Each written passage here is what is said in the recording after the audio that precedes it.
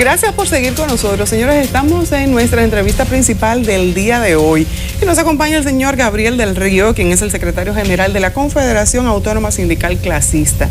Muy buenos días y gracias por estar aquí. Gracias a ustedes por la invitación. Aquí estamos. Muy oportuno, sobre todo con este enfrentamiento, casi enfrentamiento que se ha dado entre el Banco Central y el CONEP a propósito de un informe del Banco Central y de una respuesta que da el CONEP y que sale en el día de hoy publicada en la mayoría de los periódicos. Y se trata sobre el tema de la formalidad. Decía el Banco Central que la situación que se da en el mercado formal empuja casi a las personas a entrar en la informalidad, algo que desmonta la gente del CONEP con cifras del propio Banco Central, pero que no la contradice necesariamente el informe. ¿Qué piensan ustedes, sobre todo en un proceso en el que se está dando de una modificación al Código de Trabajo?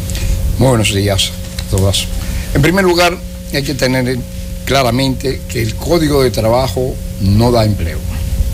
El Código de Trabajo lo que hace es que regula las relaciones obrero-empresariales.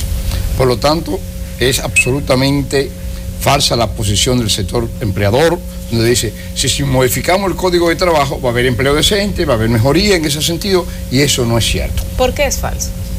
Porque se ha demostrado que cuando la economía ha estado en mejoría, los trabajadores han tenido mejoría y ha habido más empleo.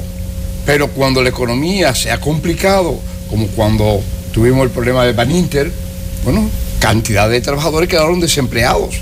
¿Por qué? Porque la economía en ese momento presionó de tal forma que los trabajadores no hubo empleo, quedaron en el desempleo y tuvieron que ir a economía informal. No, pero lo que ellos hablan de que el código pudiera estar incidiendo en el tema del empleo, de la contratación personal en sí, es con aspectos que incluso Claudia había mencionado ya en una ocasión, de cómo se van manejando el tema de las denuncias, de aspectos que tienen que ver con el orden legal, más que cualquier otra cosa, y que pueden definitivamente hacer quebrar a una empresa por una demanda que le hace un empleado. Bueno, pero las demandas que hace un empleado generalmente es porque el empleador no paga.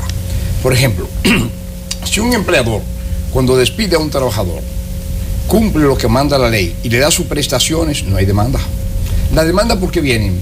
Por un problema de libertad sindical muchas veces, y un problema es que ese empleador despide a un trabajador, tiene que darle en su día a día, tiene que darle sus prestaciones, no se la da, entonces automáticamente ese empleador, ese trabajador busca un abogado y entonces ya viene todo ese proceso que hay que buscar en ese camino, en ese andar, sí hay que buscar jurídicamente unas posibilidades de resolver ese problema favorablemente, porque cualquier abogado, picapleito como decimos, claro, agarra el caso, le va dando larga, y ese empleador, cuando viene a darse cuenta, cuando viene a tener el proceso, está entrampado, ya tiene, claro. Exacto, pero es por falta de empleador. Formas, ahí no hay ningún problema. Por ejemplo, donde hay sindicatos, nunca sucede esto. Pero de todas formas ahí no hay disenso. Yo creo que ahí ese no ha sido un punto crítico en la discusión. Al contrario, del María, laboral, hay consenso entre trabajadores y empleadores. En eso estamos de acuerdo que se busque una solución. Ahí no hay problema. Ahora, el gran debate que se está dando, como decía Elisa, es en torno a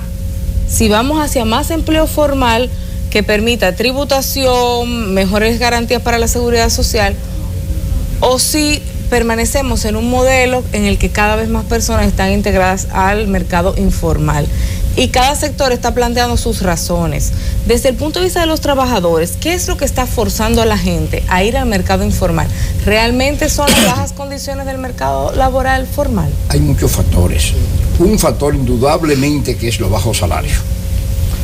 Nadie puede vivir con 8.300 pesos, con 9.000 pesos. ¿Quién vive con 9.000 pesos? Entonces mucha gente que tiene habilidad, que tiene posibilidades, se va del empleo formal para buscar vía de montar un pequeño negocio y hacer posibilidades mejores. Y en eso el Banco Central tiene razón. Hay una presión de los salarios bajos. Ahora, si usted ganara 25.000, 30.000 pesos, usted no se fuera al sector informal, usted se quedará con su salario, pero ante esa situación prefiere irse a buscar posibilidades en ese sector de la informalidad.